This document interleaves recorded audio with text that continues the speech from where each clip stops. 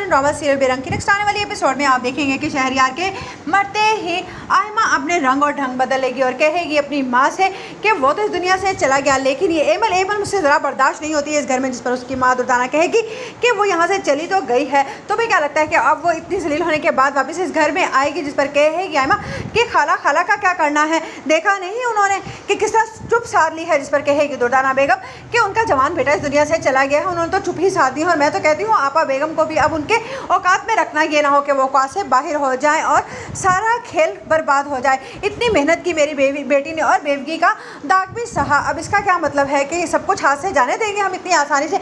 ऐसा कुछ नहीं होगा। जिस पर कहेगी आयमा और अफान का क्या करना है, वो भी तो हिस्सेदार है आखिर इस घर में।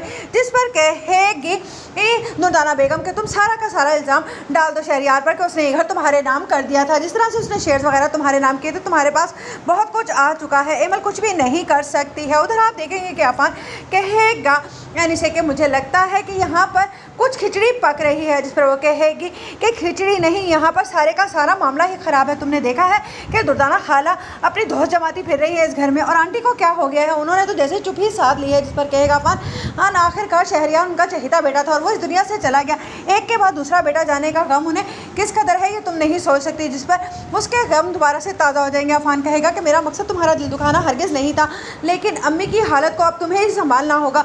दुर्दाना और आयमा तो सारे का सारा पैसा सकेरने में लगी हुई हैं, तुम्हें क्या लगता है कि उन्हें कोई फ़िक्र है अम्मी की?